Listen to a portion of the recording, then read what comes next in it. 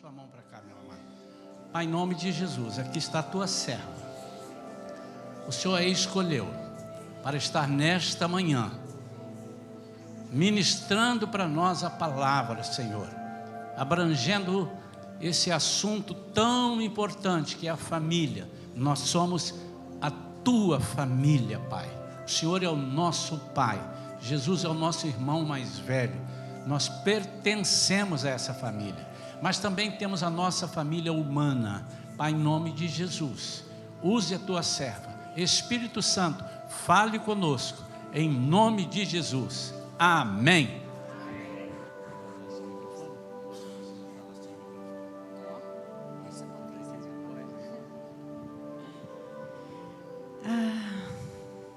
Estou sentindo tanta presença de Deus aqui. Feche teus olhos um pouquinho. Aí onde você está.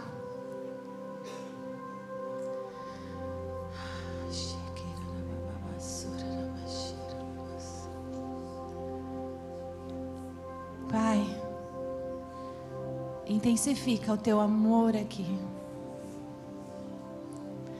Eu te peço, intensifica a tua presença nesta manhã. Que possamos sentir nossos 5 sentidos, enquanto vemos, ouvimos, sentimos e até falamos.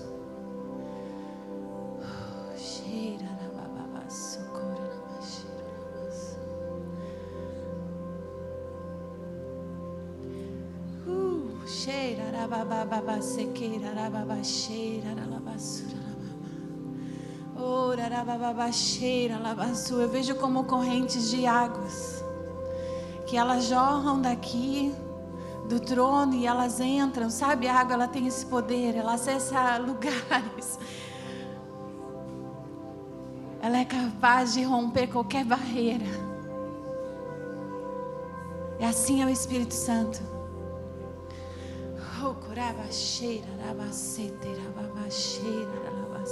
Deus.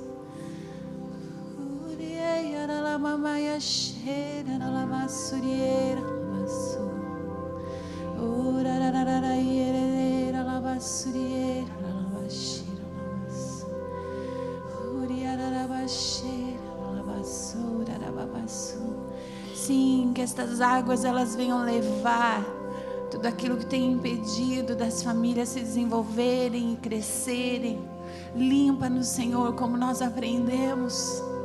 Limpa-nos nessa manhã um pouquinho mais.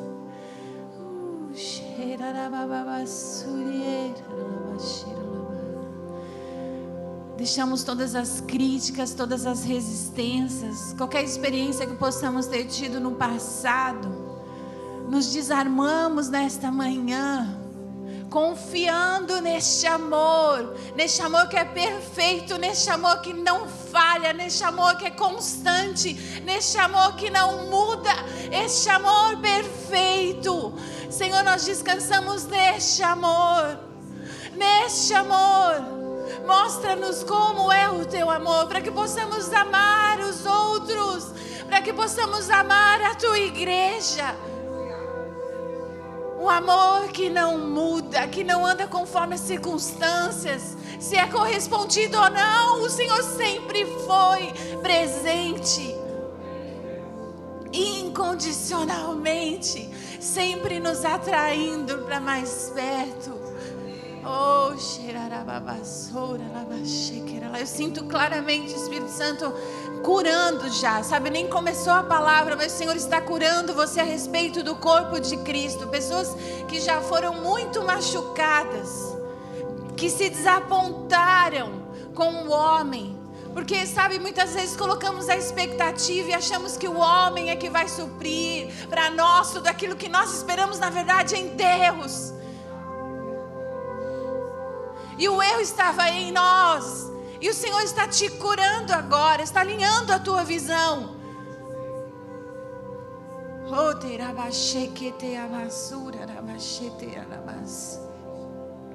Sim, Deus, obrigado pelo teu amor.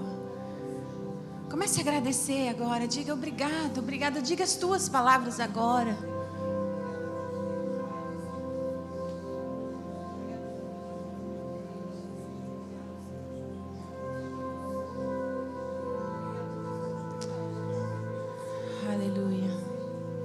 Amém. Amém, amém. Glória a Deus. Nós tivemos um tempo ontem com as mulheres, eu só posso dizer das mulheres, mas na hora que separou, foi uma presença tão doce, né? Quem esteve aqui sabe disso. E depois, no final, a gente juntou as gerações, né? As que estavam casadas num centro e depois as mais novas por fora oravam por nós. E as mais novas ficaram no meio e depois as casadas oraram por elas. E foi um momento de declaração, foi um momento de liberar perdão. E nós entendíamos que ali estávamos representando a geração, as gerações, né? E eu sei que muita coisa foi feita no Espírito que a gente vai entender daqui a alguns meses. Frutos vão começar a acontecer na tua casa. Talvez você não estava aqui, mas você vai colher o fruto das orações que foram feitas ontem aqui. Sabe, porque isso é poderoso. Quando nós oramos, o impacto que isso gera no mundo natural, a gente não tem ideia do que isso pode acontecer. Numa simples declaração, numa simples liberação de perdão, o que o Senhor pode fazer e romper. E você que não pôde vir, você acaba usufruindo disso, porque você está debaixo dessa cobertura. Sabe, essa é a vantagem de nós fazermos parte de um corpo de Cristo, da igreja, porque nós estamos usufruindo de algo que muitas vezes nós nem estamos plantando. Outros estão plantando por nós. E sabe, hoje eu quero que a tua mente expanda um pouquinho mais. Que você venha compreender um pouco mais a responsabilidade que é fazer parte de uma família.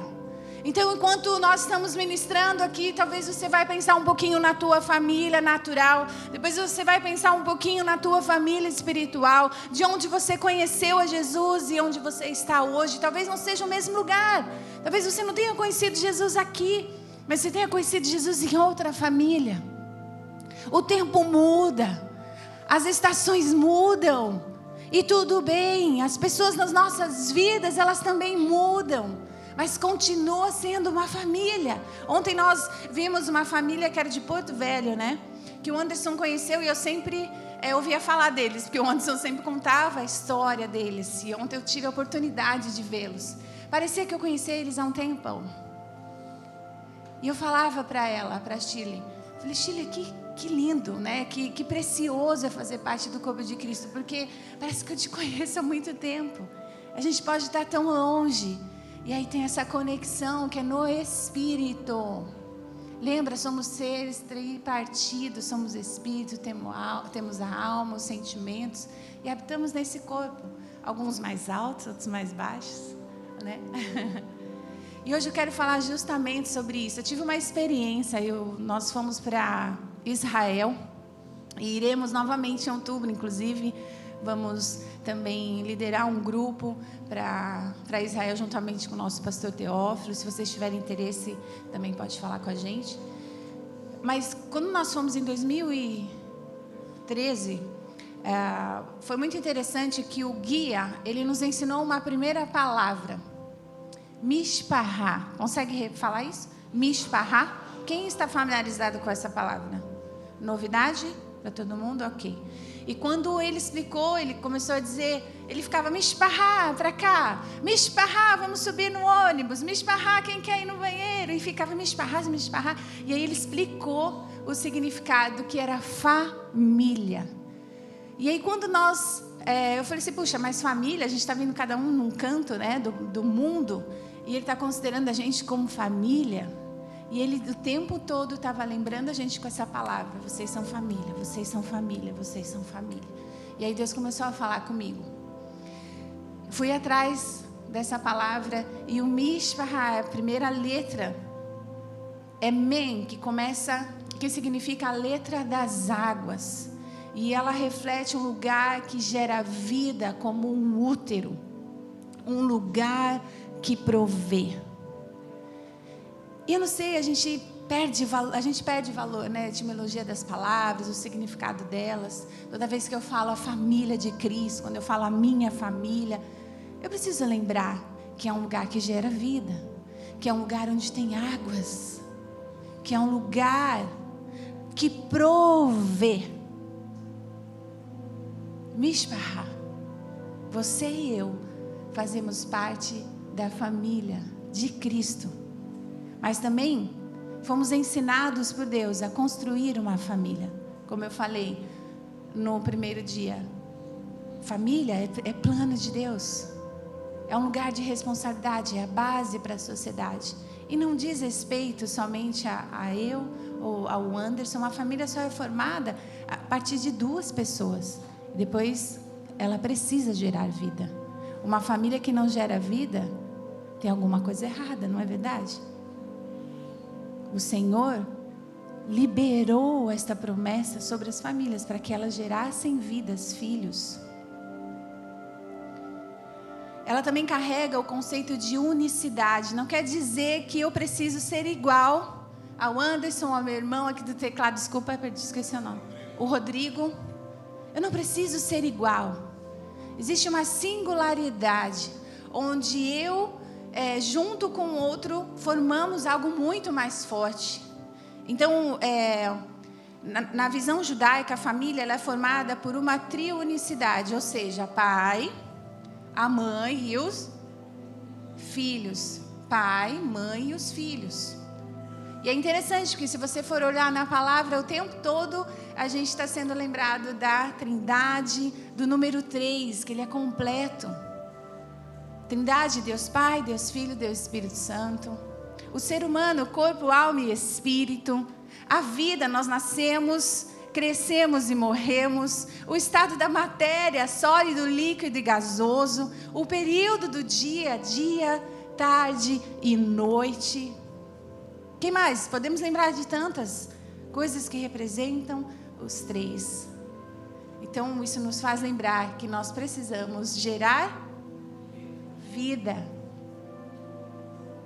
Jesus morreu no 3º dia. São mistérios, mas mistérios que nos ensinam, que nos faz pensar, que nos faz voltar para a origem.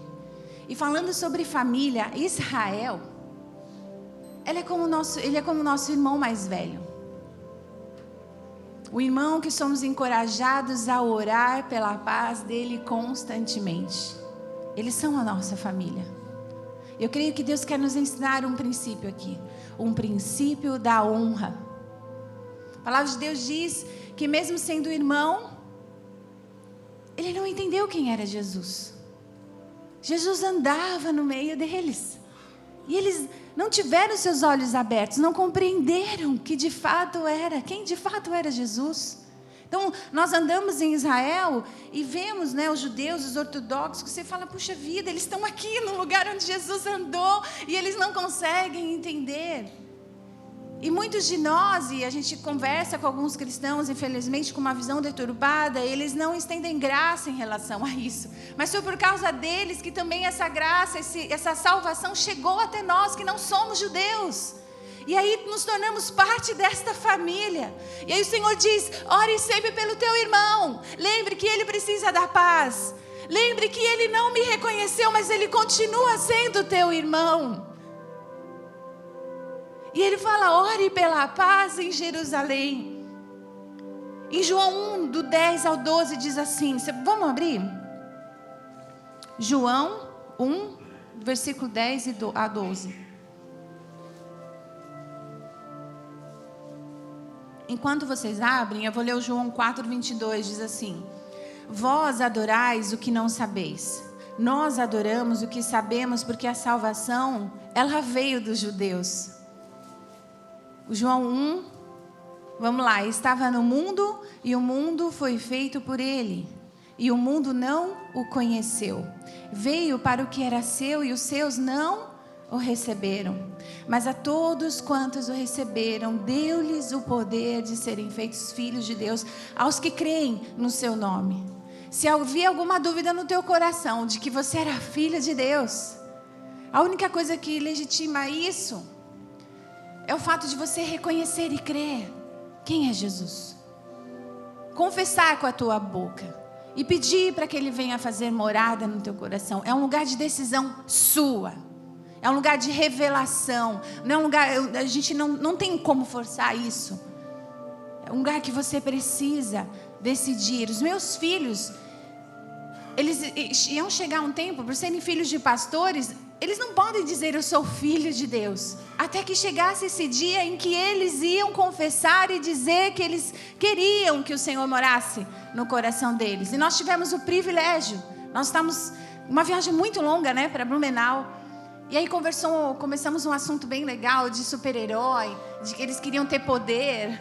E foi muito interessante que naquele momento a gente já pegou aquele gancho e falamos, olha, vocês têm poder, vocês têm um caminho para ter poder. Para orar pelas pessoas e eles serem curados, para verem pessoas serem transformadas. Porque a gente já começou a ver neles um coração, né, pelos outros. E aí nós falamos de Jesus, e no carro ali, os dois aceitaram Jesus, tiveram um novo nascimento. Nós tivemos o privilégio de orar com os nossos filhos. Eles também tiveram que decidir. Aos que creem no seu nome. Abre lá em Salmo 122, do 1 ao 9. Eu estou só fazendo uma introdução. Salmo 122, do 1 ao 9.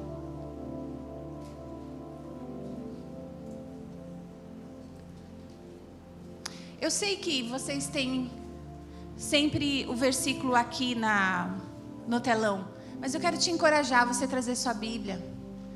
Eu quero encorajar você a ter sempre a Bíblia no papel ou no aplicativo.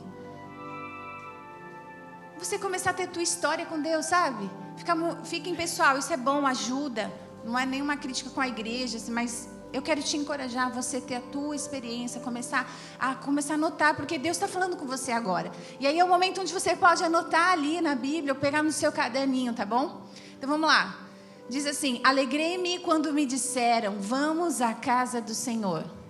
Os nossos pés estão dentro das tuas portas, ó Jerusalém. Jerusalém está edificada como uma cidade que é compacta, onde sobem as tribos do Senhor até o testemunho de Israel, para darem graças ao nome do Senhor.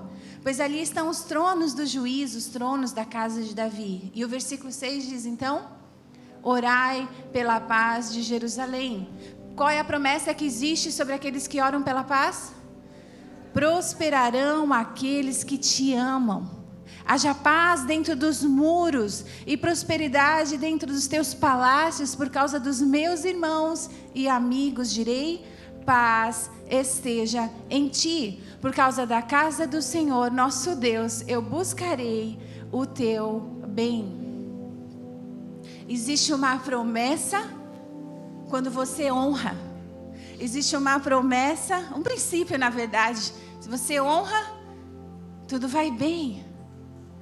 Você prospera. Será que nós temos honrado os patriarcas, na verdade? Aqueles que dedicam tempo nas nossas vidas, os nossos pais espirituais. Pessoas que investiram tempo discipulando as nossas vidas, sabe? Passam madrugada orando por um problema que você está passando.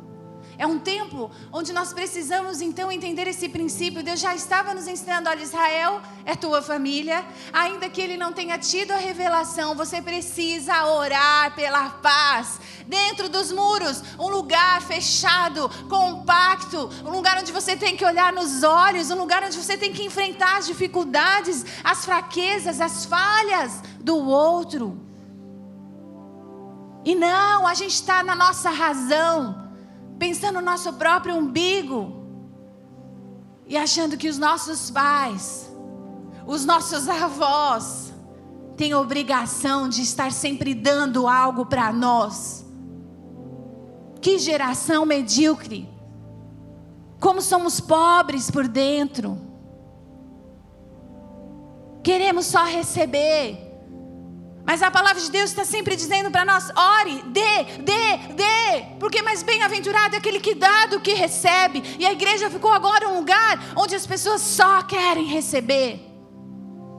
O louvor está legal, hoje não está bom, ela desafinou, a pessoa estava vestida mal, o café estava com muito açúcar, tá? Pelo amor de Deus, que o Senhor nos livre dessa pequenez. E eu estou dizendo sobre a igreja de Cristo com letra maiúscula. cristãos que falam como cristãos, que conhecem a Bíblia, mas não conhecem o Deus da Bíblia. Não tem transformação, não tem aptidão para mudança. Mas o pior de tudo isso é que não sabem honrar. Esquecem da história, de onde Deus os tirou. Como que é a sua família? Eu não sei. Assim, quando nós casamos, eu e o Anderson, a família dele é nordestina e baiana. Super aglutinada, super junto. Tudo eles decidem junto. E a minha espanhola totalmente, tem até um termo, né? Dispersa. Anotei aqui. Então, quando nós casamos, já no namoro, né? Era muito engraçado. Teve um primo que, infelizmente, eles engravidaram antes do casamento. E aí, a gente... De repente, foi todo mundo comunicado no telefone. Todo mundo veio se reunir na casa da avó, né? E eu, nossa, o que será que aconteceu? Todo mundo foi lá para conversar. Primos, sobrinhos, tio, tia. E a casa ficou cheia. E de repente, olha, nós precisamos decidir a vida deste casal. Aí eu, o que aconteceu? Porque aconteceu isso, isso, isso. Então a gente vai decidir onde eles vão morar. Como é que vai ser o nascimento, a gente precisa então ajudá-los. Eu falei, nossa, se fosse da minha família, a gente ia descobrir só depois que o nenê tinha nascido. Porque a minha família, assim, a pessoa ela vai fazer a cirurgia, passa por toda a luta da cirurgia, a recuperação, ficou sabendo só depois. Então, entende a diferença? Nós éramos muito diferentes em relação ao conceito de família. E quando nós nos unimos, a gente passou por um processo de ter que se adaptar, de começar uma nova cultura ali dentro. Eu não sei, como você fala da tua família, o que é que você mais destaca? Qual é a tendência? O que sai da tua boca? Você costuma dizer mais os defeitos dela ou você consegue enxergar os valores que a tua família tem? Às vezes vivemos tantas situações delicadas, né? Porque é mais difícil lidar com os que são de casa. E sabe, é muito bom porque o Senhor nos fez para morar em comunidade, né? Para estar em comunidade, porque é isso que forja o nosso caráter. Agora a tendência que nós temos muitas vezes é de fugir. E aí falamos dos defeitos e tal, mas a gente não está lá dentro, né? É como se a gente não fizesse parte daquela família. Não, você faz parte. Existem virtudes ali, sabe? Existem coisas boas. E aí quando a gente juntava no Natal, então, família do Anderson era super animada, feliz, eu gostava muito. Então, eram várias conversas ao mesmo tempo. Às vezes eu saía, eu ficava assim, né? E hoje a gente mora, né, em Alagoas, então a gente também morou em Recife, Pernambuco. Então eu pude ver que realmente isso é da cultura. Você está conversando com alguém, depois outro chega com um assunto cruzado, é muito interessante. E já minha família no Natal, a gente sentava, todo mundo no sofá.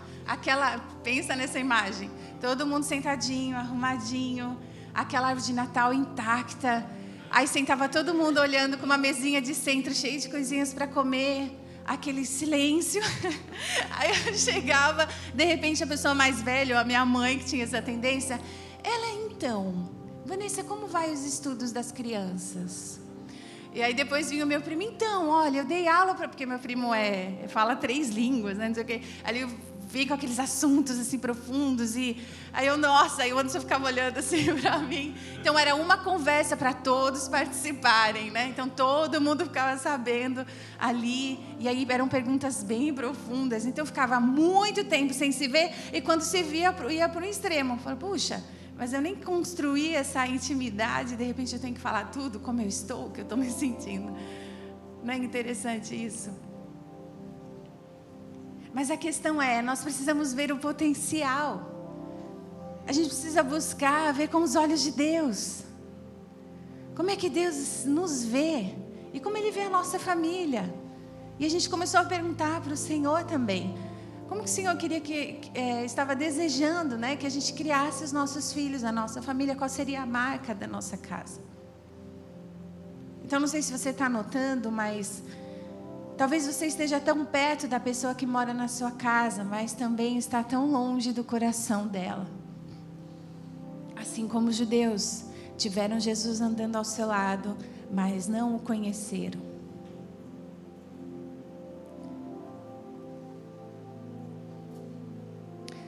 a família de Jesus aqui na terra, ela não era perfeita. Era formada de pessoas imperfeitas. E às vezes a gente espera o ideal, aquela família perfeita. Eu tenho um ideal de família perfeita. O Anderson tem outra. Gustavo tem outra. Felipe tem outra. Todo mundo tem uma expectativa do que é perfeito. Imagina o que vai dar. Então nós precisamos então ser saudáveis, entender a individualidade de cada um e entender que eu somo com o outro e que juntos também a gente vai construir algo. É desafiador, não é fácil, é para os fortes, é para aqueles que têm a revelação e que compreendem que se você só consegue chegar nesse lugar com Jesus. Na família de Jesus tinha ensino, milagre, comunhão. Num dia só. Lembra da multiplicação do pão e do peixe? Todos estavam reunidos. Tinham aqueles que estavam mais longe, que era a multidão. Tinham aqueles que estavam perto, os discípulos. Aqueles que vêm e trazem os problemas. Mestre, o que nós vamos fazer? Não sei. Jesus devolve, né? Pensa, o que você pode fazer pela família? O que você pode fazer? Porque o meu lugar é trazer um milagre. É trazer um ensino. Também teve traição em Lucas 22, do 1 ao 6. Jesus, ele sabia que no meio deles tinha alguém que ia trair. Sempre vai ter aquele com um coração mais frágil. Essa pessoa precisa ser cuidada, precisa de oração. Porque é um lugar vulnerável para o diabo entrar. Não tem aquelas pessoas que vê tudo ao contrário? Nada daquilo aconteceu e a pessoa está vendo totalmente errado. E essa pessoa tem a tendência a sempre se sentir traída, não é? E também a trair. O vitimismo. A Bíblia fala em Lucas 22, do 7 ao 23, né? Um dos textos é: depois de ter ceado, partiu o pão e disse: entre eles estava sentado aquele que o trairia. Você imagina? Num jantar, você diz aqui, você teria coragem de dizer: olha aqui, na minha mesa tem alguém que me trai, que fala mal de mim, que blasfema, que sai daqui da casa e começa a falar mal.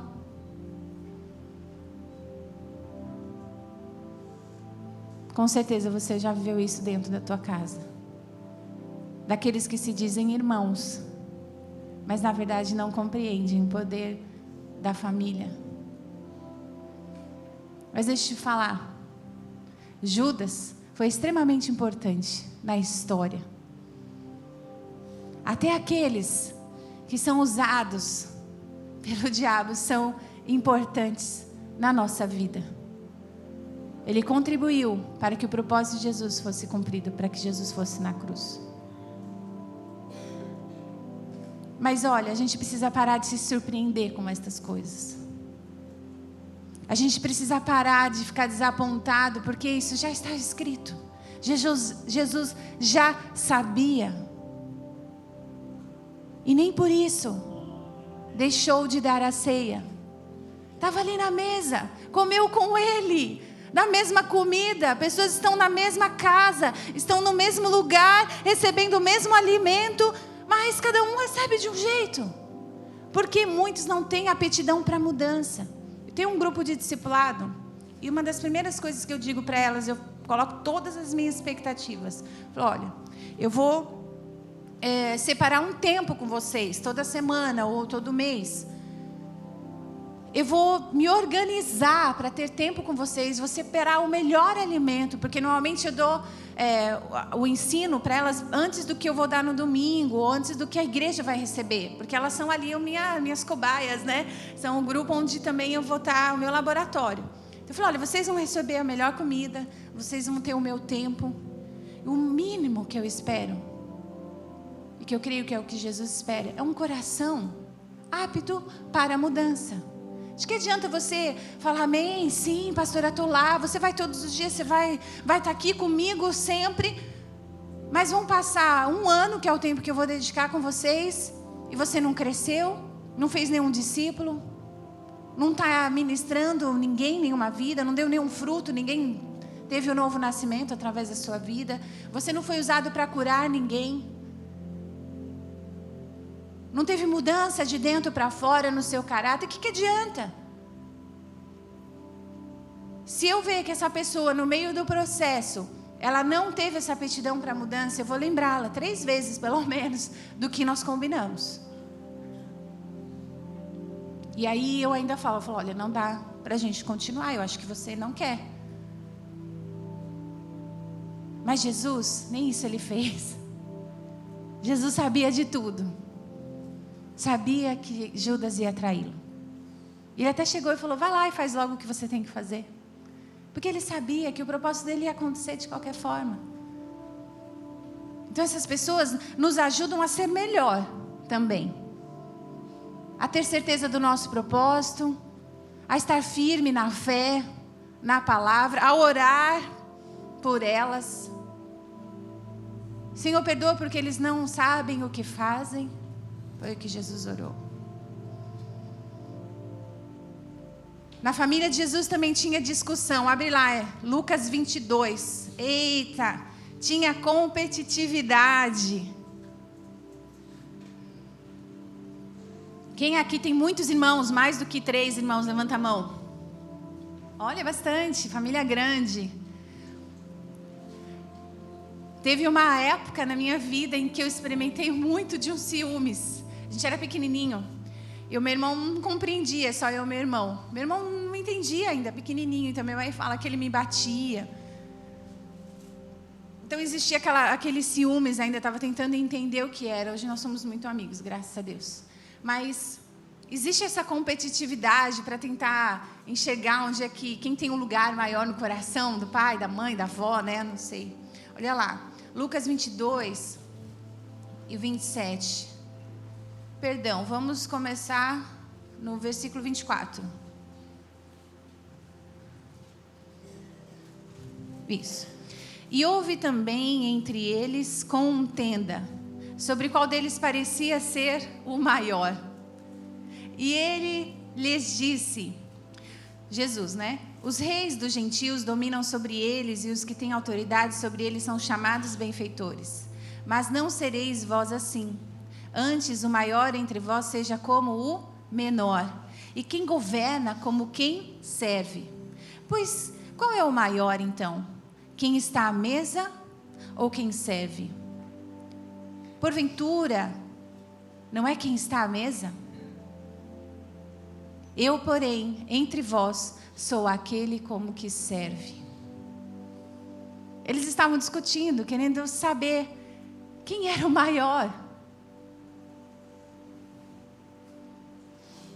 Quem é que tem uma posição melhor? Quem pega no microfone? Quem tem o direito de abrir a geladeira da avó? De deitar no colo? Quem recebe mais presente, quem recebe menos? Em casa, o Anderson sempre teve esse cuidado. Quando a gente vai comprar um presente para um, ou alguma coisa que não está precisando, não necessariamente o outro está precisando. E qual é a tendência? Comprou para ele, compra para mim também. Mas você está precisando? Não. Aí o Anderson falou, então, agora é para ele que está precisando de um tênis, de uma roupa.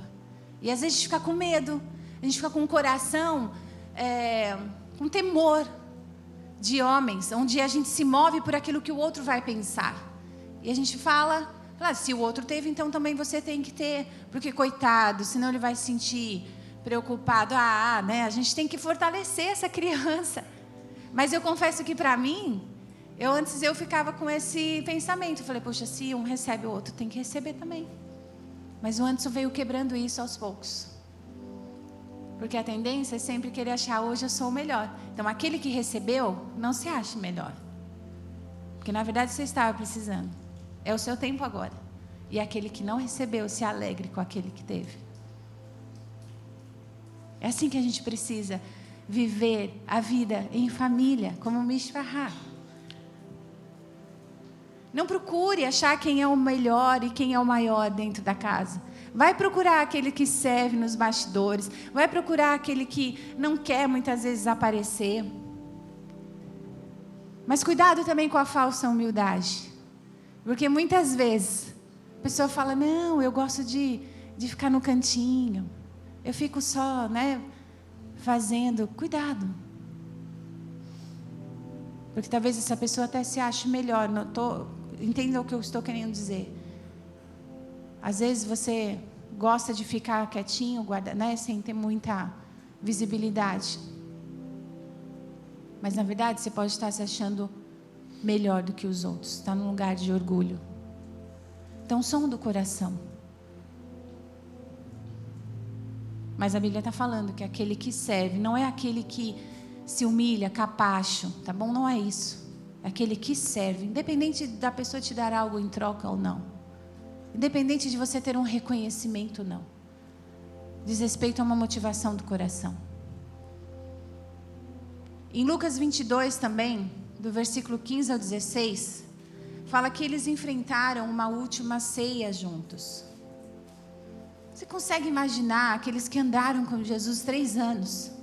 Experimentaram de tantos milagres, experimentaram de tantas coisas, viram tantos ensinamentos, coisas que ainda eles tinham que ruminar e entender, sabe? Foi muito rápido esse tempo.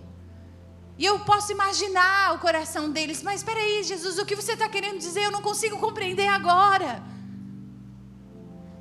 E querendo ainda experimentar de coisas novas, de revelação, porque quanto mais você anda, quanto mais você está perto, mais você aprende, muito mais do que você está sentado. Aí o pastor Isaías está ministrando aqui em cima, você aprende muito mais andando com ele. E os discípulos aprendiam muito mais, caminhando com Jesus. E aí Jesus sempre deixava um gostinho de quero mais. Jesus sempre deixava algo a mais para vir. Para ter a revelação, na verdade, isso é bom, porque deixa sempre a sede, a fome ali atualizada. Eu falo, como é que está a sua fome, a sua sede? Tem que estar sempre com fome aí. Diferente de quando a gente come uma comida. Não, com Jesus, quanto mais você come, se alimenta de Jesus, mais fome você tem. E ali eles estavam naquela mesa sabendo que era a última ceia. Olha, versículo 15. É chegada a hora.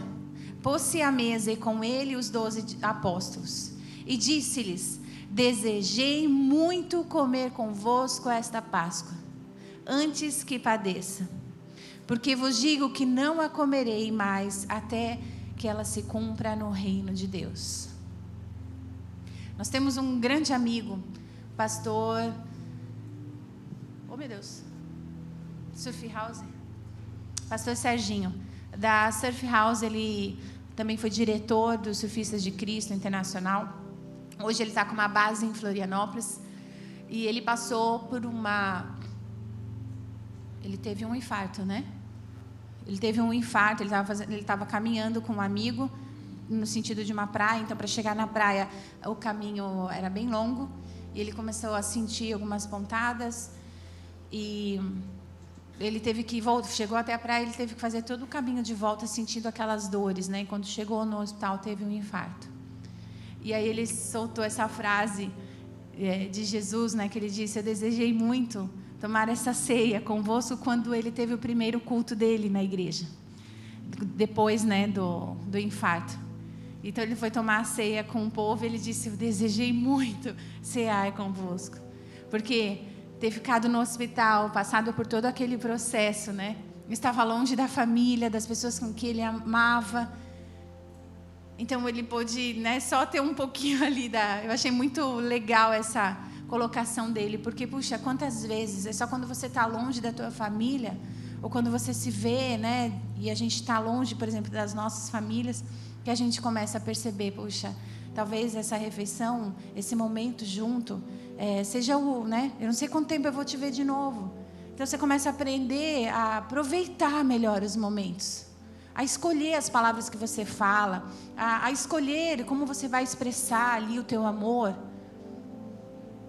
Eu imagino que os discípulos naquela mesa teriam pensado: puxa, eu poderia ter aproveitado mais, eu poderia ter andado mais com Jesus, eu deveria ter largado. Quem já assistiu The Chosen? Assista, se você não assistiu. Tem uma cena incrível.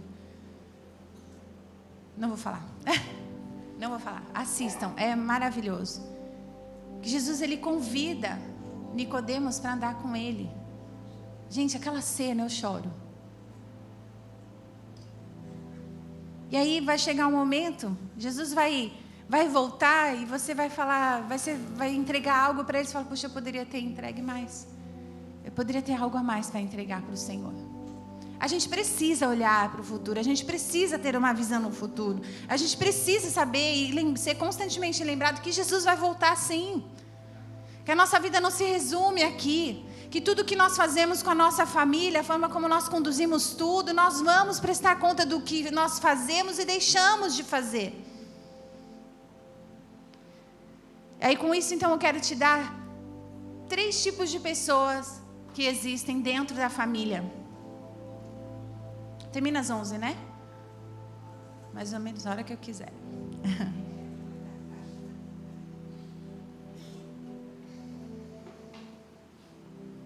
Só estava bebendo água aqui. Mateus 26, abre lá, por favor.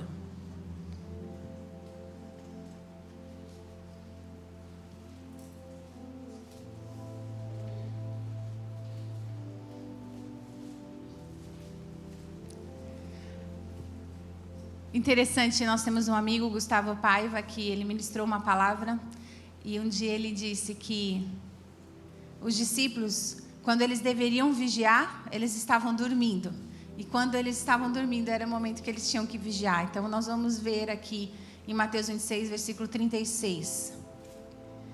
Então, Jesus foi com os seus discípulos para um lugar chamado Getsêmani. Ele lhes disse, sentem-se aqui enquanto eu vou ali orar. Levando consigo Pedro e os 2 filhos de Zebedeu, começou a entristecer-se e a angustiar-se. Disse-lhes então, a minha alma está profundamente triste, numa tristeza mortal. Fiquem aqui e vigiem comigo. Grifa aí na sua Bíblia. Vigiem comigo. Indo um pouco mais adiante, prostou-se com o rosto em terra e orou. Meu Pai, se possível, afasta de mim este cálice. Contudo, não seja como eu quero, mas sim como tu queres. Depois voltou aos seus discípulos e os encontrou. Como é que encontrou? Dormindo. E o que ele disse? Vocês não puderam vigiar comigo nenhuma hora? Perguntou ele a Pedro. Vigiem e orem para que não caiam em tentação. O espírito está pronto, mas a carne é fraca. Retirou-se então outra vez para orar. Meu Pai, se for possível, afastar de mim esse sofrimento, esse cálice, sem que eu o beba, faça-se a tua vontade. E quando voltou de novo, os encontrou dormindo, porque os seus olhos estavam pesados. Então os deixou novamente e orou pela 3ª vez, dizendo as mesmas palavras. Depois ele voltou aos discípulos e lhes disse, vocês ainda dormem e descansam? Chegou a hora. Eis que o Filho do Homem está sendo entregue nas mãos dos pecadores. Desperta, levanta-se e vamos. Aí vem aquele que me trai.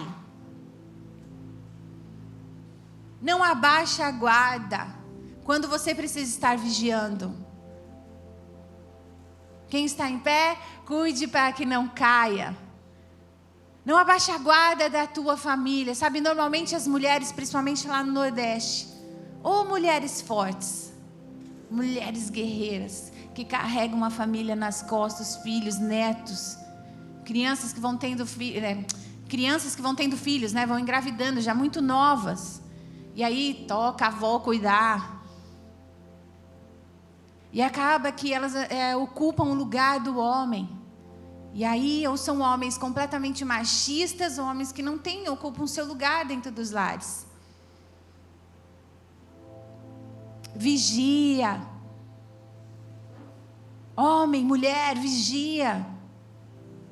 Não abaixe a guarda, tome o teu lugar dentro da sua casa. Se é o provedor, se é para você trazer a visão, se é para você pastorear sua esposa, discipulá-la, faça, pergunte ao Espírito Santo. Não venha reclamar depois que a tua mulher está fazendo demais, ou porque ela está cansada e não tem tempo com você, porque na hora que você procurar a tua esposa à noite, não vai ter vigor. E mulher, pare de querer ocupar o lugar. Pare de querer controlar tudo, de fazer as coisas. Perceba que Deus te deu um lugar mais leve. A sociedade nos força a tomar o lugar que não é nosso. Fuja, vigie. Deixe o Espírito Santo trazer o padrão dentro da sua casa, ainda que doa, ainda que você tenha que abrir mão das coisas, ainda que você tenha que mudar de cidade, ainda que você tenha que sair da tua casa, debaixo, talvez você esteja morando onde a tua sogra mora, sai daí! Você precisa ser a pessoa que tem autoridade na tua casa.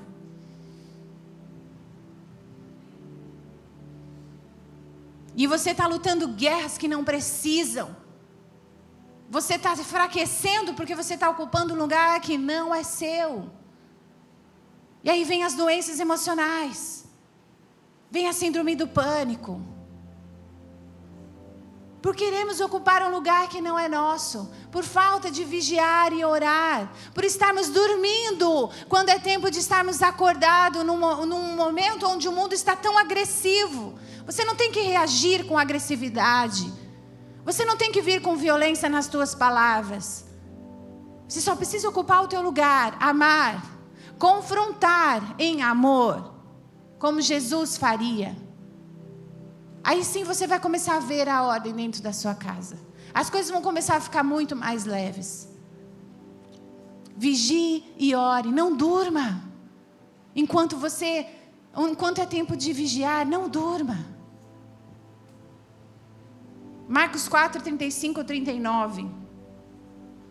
Quando eles poderiam dormir, então, eles ficaram acordados. Olha o que diz. E naquele dia, Marcos 4, 35 ao 39. Naquele dia, sendo já tarde, disse-lhes: passemos para o outro lado.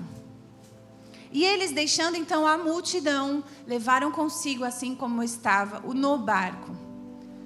Ou levaram consigo, né? Assim como estava no barco. E havia também com eles outros barquinhos. E levantou-se grande temporal de vento, e subiam as ondas por cima do barco, de maneira que já se enchia. E ele estava na popa, dormindo sobre uma almofada. Quem estava dormindo? Jesus.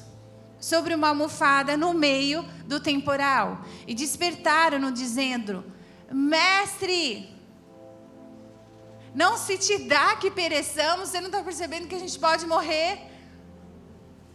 E ele, despertando, repreendeu o vento.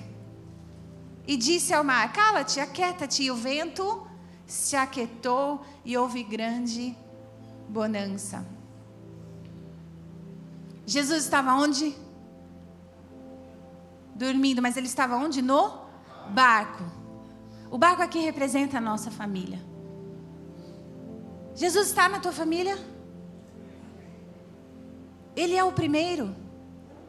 Tudo que você faz, você pergunta para Ele, Ele tem a primazia na tua casa? Por que a gente se desespera? Porque se Ele está no controle, no meio da tempestade, nós oramos, nós jejuamos, mas descansamos. Num lugar de fé. Porque sem fé é impossível agradar a Deus. A nossa fé não pode ser conduzida por aquilo que eu estou vendo, por aquilo que eu estou sentindo.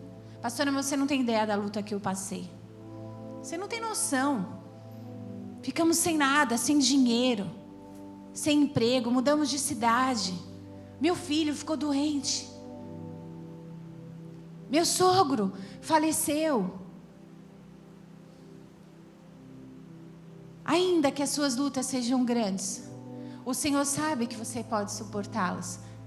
Porque sozinho você realmente não vai suportar, mas é com Ele nós podemos sim suportar. Então, quando é momento de descanso, descanse. Tem muitas famílias que têm dificuldade de encontrar esse lugar de descanso.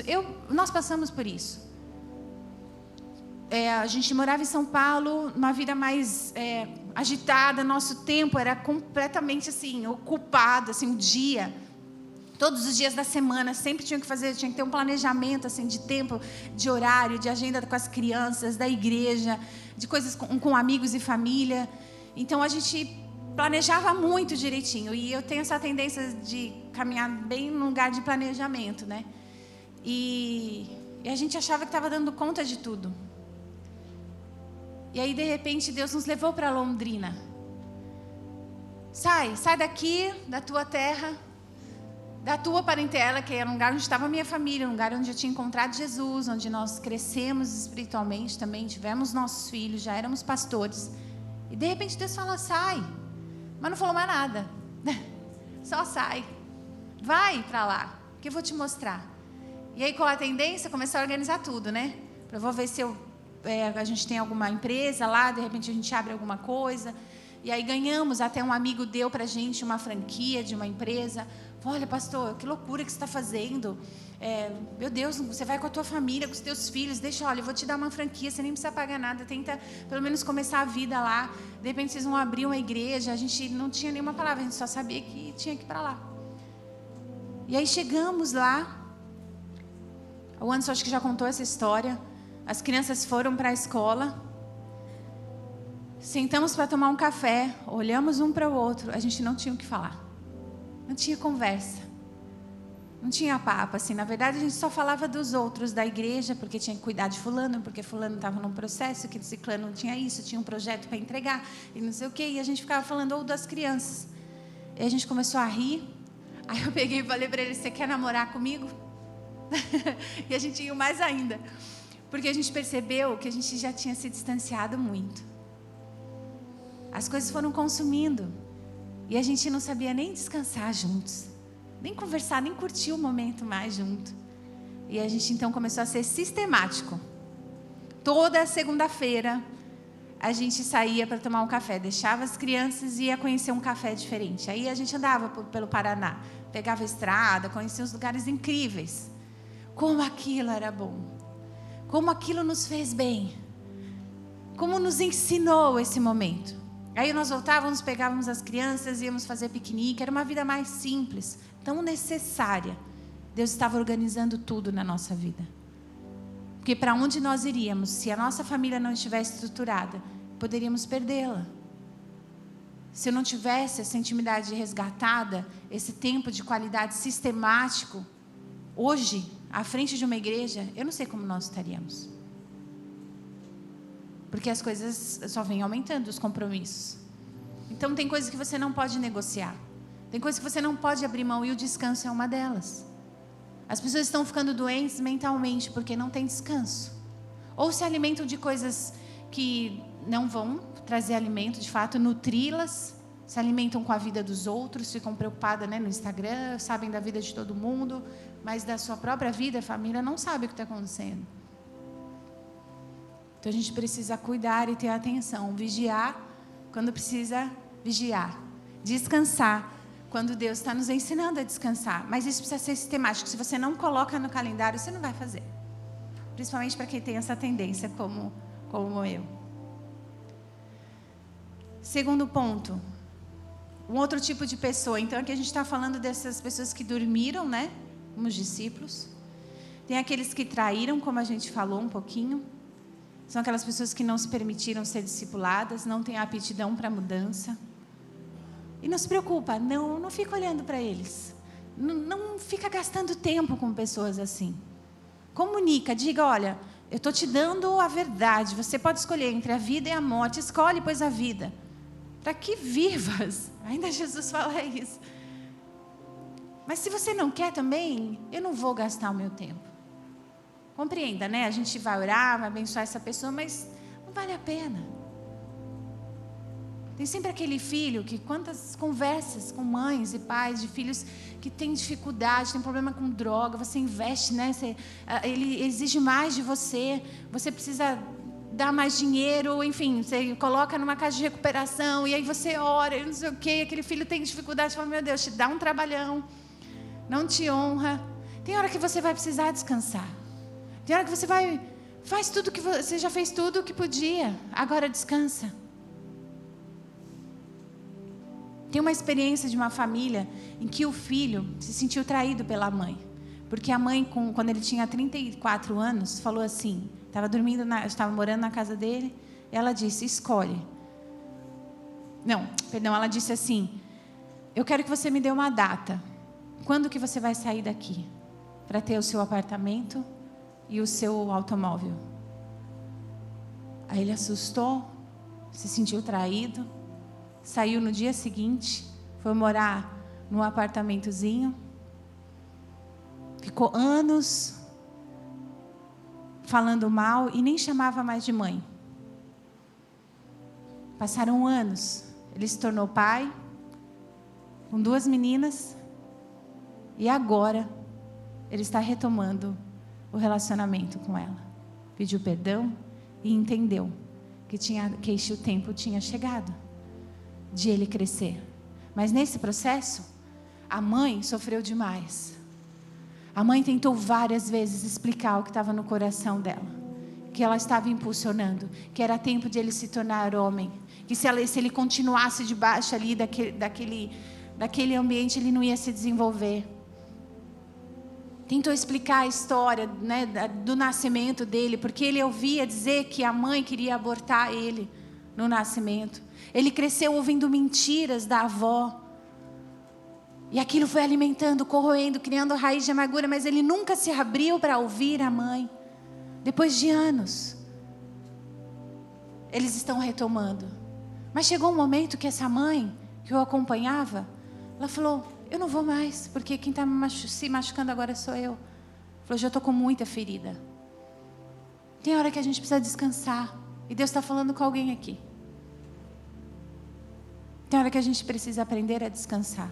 Usou todas as armas. Só agradeça, adore. Adore ao Senhor. Louve ao Senhor. Comece a mudar o ambiente. Pare, troque as suas palavras. Comece a declarar as bênçãos. Comece a dizer o que ele nasceu para ser. Ainda que essas pessoas tenham te traído, comece a dizer ao contrário delas. Entenda, elas vão te levar para o teu chamado, para o teu propósito. Terceiro tipo de pessoa, eu já estou finalizando, são aquelas que valorizam a presença daqueles que estão dentro de casa. Como Maria valorizou Jesus.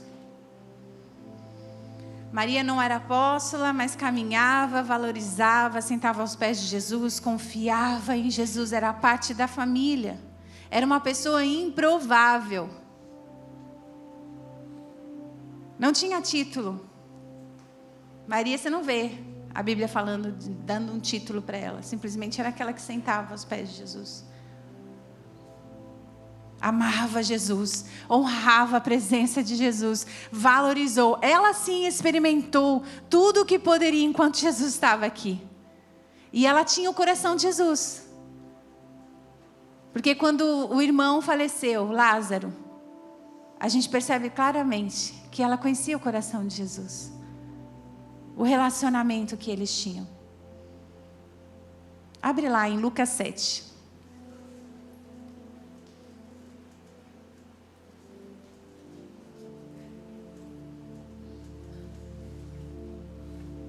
Versículo 37 ao 39. Logo, Maria de Betânia, aquela mulher que se assentou de maneira submissa e piedosa aos pés de Jesus para ouvir as suas palavras, e que foi por ele elogiada por ter escolhido a melhor parte, era então era a mesma mulher que foi identificada pelo evangelista. Não, é o meu comentário que eu estou lendo. Abriram lá? Eu não tenho versículo aqui. Lucas 7, versículo 37 a 39. E eis que uma mulher da cidade, uma pecadora, sabendo que ele estava à mesa em casa do fariseu, levou então um vaso de alabastro com unguento. E estando por detrás aos seus pés, chorando, começou a regar-lhes os pés com lágrimas. Não, essa não, a gente não sabe se é Maria, né? A Bíblia não fala que era Maria. É o Lucas 10, 42. Desculpa, obrigada.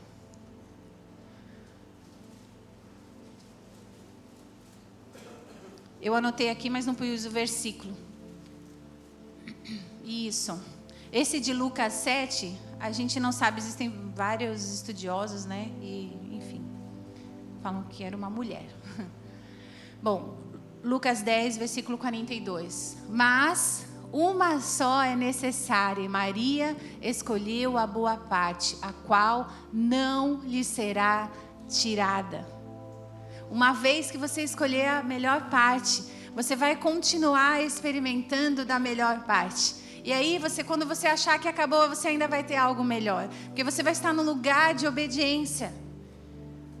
Você vai estar investindo tempo naquilo que de fato importa.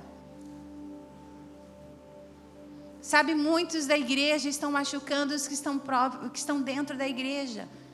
Como foi com o soldado Malco que teve a sua orelha cortada. Ele teve a sua orelha cortada com o próprio discípulo. Jesus foi lá, o amou e curou a orelha. E às vezes a gente está perdendo mais tempo com isso, né?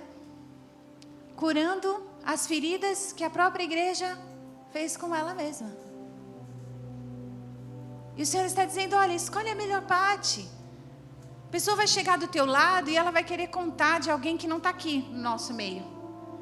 Qual é a tua reação? Fala, essa pessoa está aqui? Ah, vamos chamar ela. Não, imagina. Já tentou fazer isso? Alguém vai querer contar alguma coisa para você, vai falar mal de alguém. Ou vem com aquela cara de, deixa eu te contar algo importante. Cuidado. Ah, você vai contar? O que é? Ai, do fulano, você está sabendo? Não, peraí, deixa eu chamar ele que ele pode contar para a gente. Não, você quebra alguém.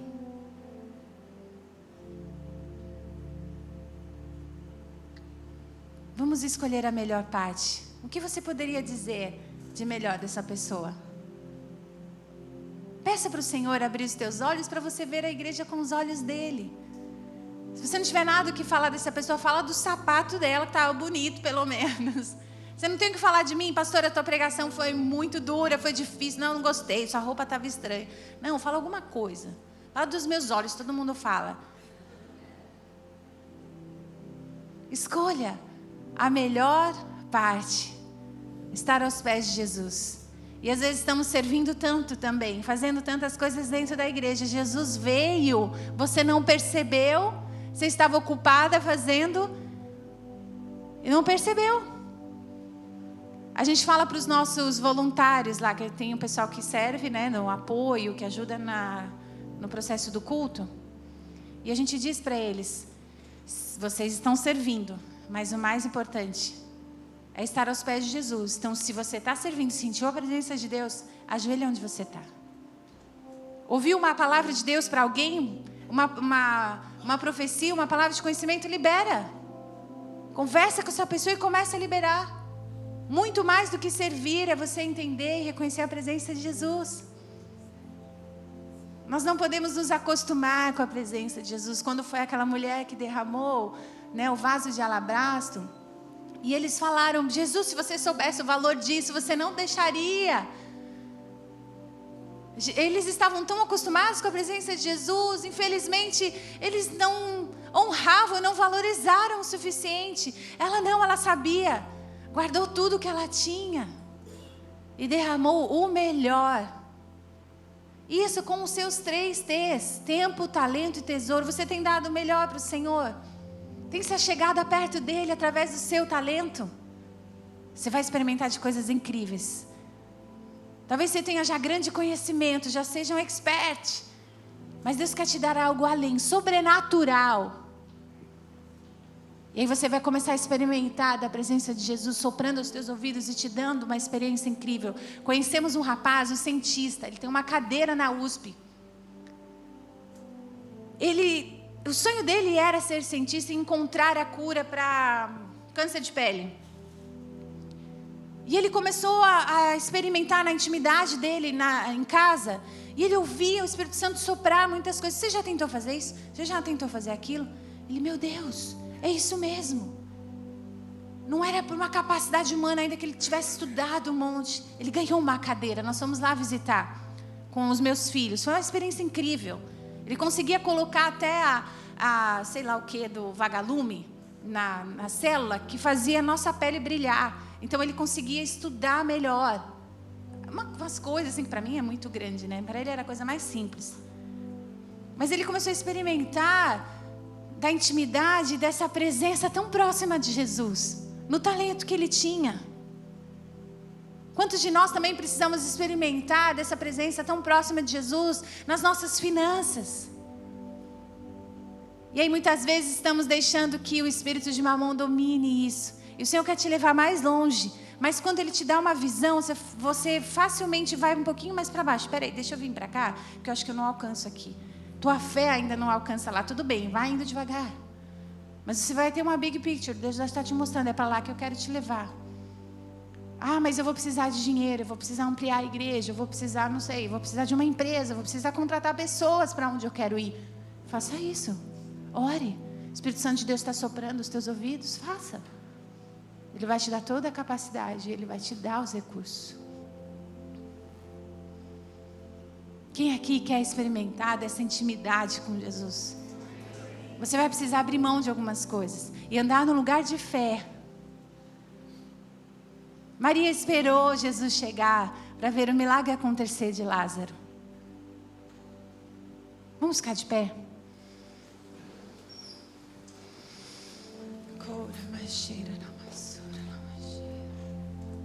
Não pense você que ficar fora da igreja ou de uma família é a solução. Deus diz e deixou muito claro que a solução é você estar enxertado na videira, permitindo que Ele te ensine com aqueles que dormem, com aqueles que traem, mas principalmente com aqueles que amam a Deus. Dentro dessa família terão esses 3 tipos de pessoa. Entenda, você vai encontrar esse limite, você vai aprender a lidar com isso. Romanos 13:9 diz assim: pois estes mandamentos, não adulterarás, não matarás, não furtarás, não cobiçarás, e qualquer outro mandamento, todos se resumem neste preceito: ame ao seu próximo como a ti mesmo. Gálatas 5:13 diz assim: irmãos, vocês foram chamados para a liberdade. Mas não usem dessa liberdade para dar ocasião à vontade da carne. Pelo contrário, sirvam uns aos outros mediante o amor.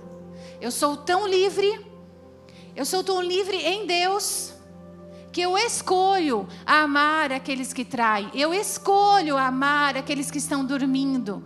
Porque eventualmente eu fui aquele que traí. Eu fui aquele que dormiu um dia.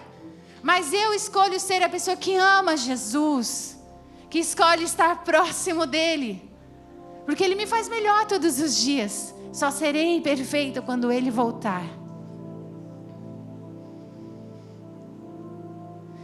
Com os teus olhos fechados agora, nós vamos orar por machucados que eventualmente a tua família no natural causou, em relação ao teu pai, à tua mãe, ou irmãos.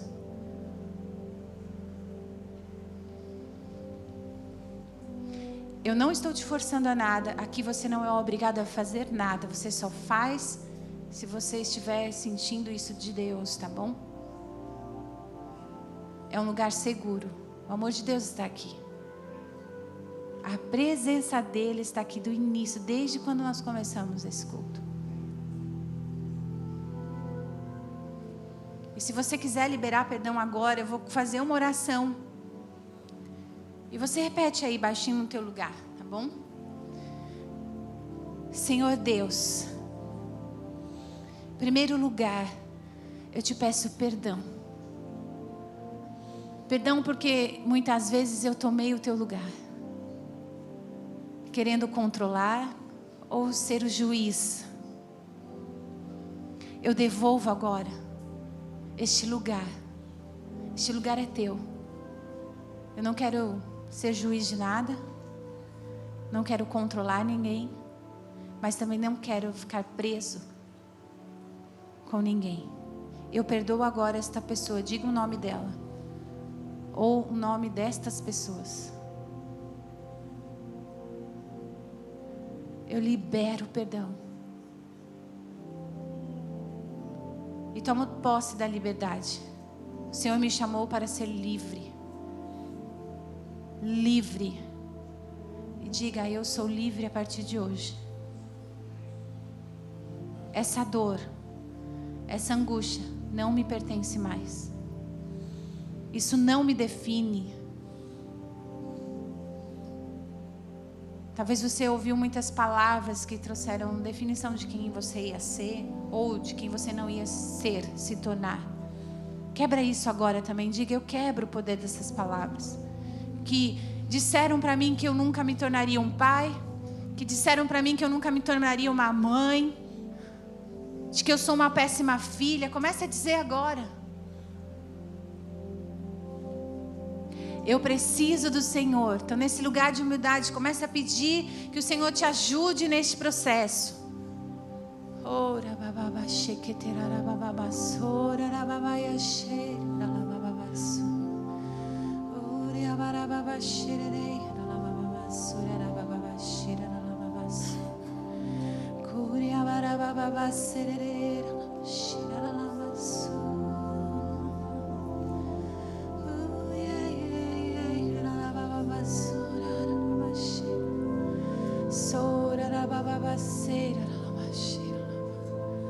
O Senhor está dando agora uma nova visão. Sabe, enquanto nós estávamos com as mulheres aqui, nós tivemos um testemunho incrível, ainda de olhos fechados, fica neste lugar. Uma jovem expressou dizendo que ela nunca queria ser mãe. E ela estava chorando ali na hora, dizendo que enquanto nós orávamos, ela começou a ver um bebê no colo dela. E sentiu o amor por esta criança. Sabe, o diabo tentou roubar muitos sonhos, principalmente em relação às famílias, porque ele sabe o poder que é de uma família saudável. Ele sabe o que uma família pode fazer para transformar uma sociedade.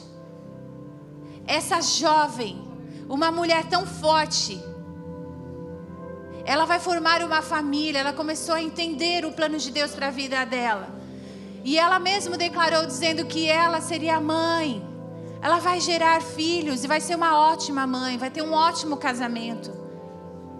E Deus vai ser glorificado. Sabe, o Senhor está resgatando sonhos como este aqui agora. O Senhor está dizendo: olha, comigo você pode. Se você estiver comigo, vai dar tudo certo. Pare de tentar ser perfeito. Só me chame para dentro. Deixe eu dentro do barco, descanse. Quero que você coloque as mãos agora na tua mente. Na tua cabeça, né?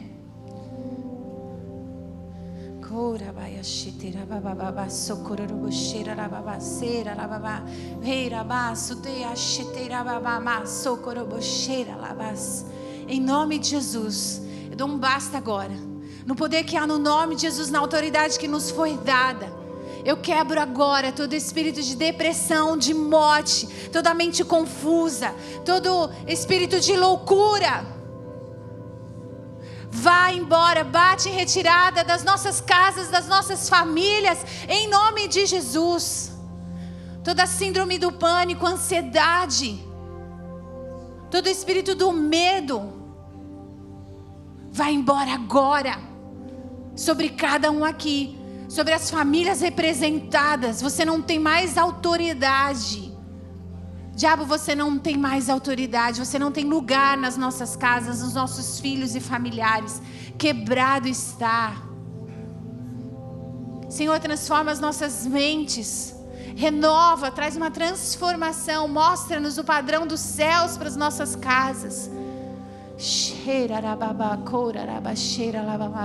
Pessoas estão tentando estudar e têm dificuldade de absorver. Eu vejo claramente isso. As pessoas estão tentando entrar nesse lugar agora de estudos e não conseguem. Fala, puxa, eu quero aprender e não consegue. O Senhor está ampliando agora a capacidade da tua mente para que você comece a então se dedicar aos estudos. Eu vejo pessoas mais velhas aqui já que se formaram, voltando a estudar. O Senhor está levando vocês para um lugar agora acadêmico novamente, onde vocês estarão com a mente mais madura e vão absorver de uma forma assim sobrenatural. O Espírito Santo soprando em vocês projetos, soprando aos ouvidos de vocês planos novos, sabe, para Ele. E Ele quer acelerar isso.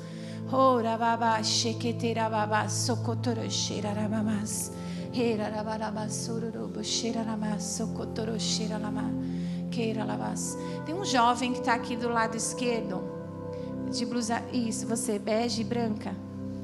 Qual o seu nome? Davi? Davi, faz assim.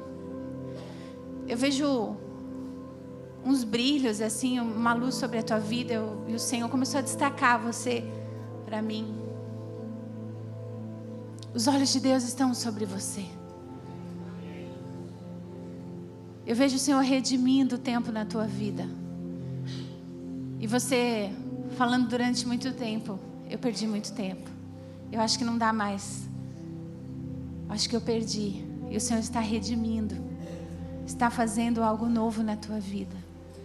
Eu vejo uma fome, uma sede por Deus, pela palavra e pelo sobrenatural. Eu vejo você orando por pessoas e as pessoas sendo curadas. E Deus está trocando as tuas vestes por vestes de alegria. Eu vejo você flutuando, correndo, sabe, leve, te trazendo leveza na vida. Então recebe em nome de Jesus. Você que está perto dele agora, põe a mão nas costas, no ombro. Comece a orar junto comigo e declarar os planos de Deus sobre a vida dele. Igreja, vamos levantar as mãos. Isso. Sim, Deus, mais do teu amor sobre Davi. Mais do teu amor. Vem a alegria do Senhor sobre ele. A alegria do Senhor acima das circunstâncias. Sim, Deus. Obrigado pelo teu olhar de amor sobre ele, que ele venha experimentar desta alegria, essa alegria cheira, mais, começa a declarar mais do amor de Deus sobre ele agora, que ele seja inundado, mais, amado do Senhor, amado. Davi, você é amado do Senhor. Deus está te dando uma família incrível, Davi, você é capaz. Davi, Deus te fez para ser um grande pai, um grande homem. Davi, você tem a mente de Cristo. Davi, não há confusão sobre a tua vida. Davi, tudo aquilo que foi tentado para confundir, eu vejo um caminho muito embaraçado, você fazendo escolhas e isso te levando para um lugar de embaraço, quando você achava que as coisas iam dar certo e você fala, puxa, eu errei de novo. Agora o Senhor está alinhando tudo, o Senhor está alinhando os teus caminhos. Moisés fez uma oração dizendo, Senhor, ensina-me os teus caminhos. Faça esta oração, Davi, agora. Senhor, ensina-me os teus caminhos. Redime o tempo. Davi, eu vejo uma caixa na tua mão de ferramentas. O Senhor está te dando toda a capacidade. E esses homens estão orando por você agora. Eles estão transferindo unção sobre a tua vida. Comece a transferir tudo aquilo que você sabe, tudo aquilo que você já adquiriu na vida. Comece a transferir sobre o Davi agora.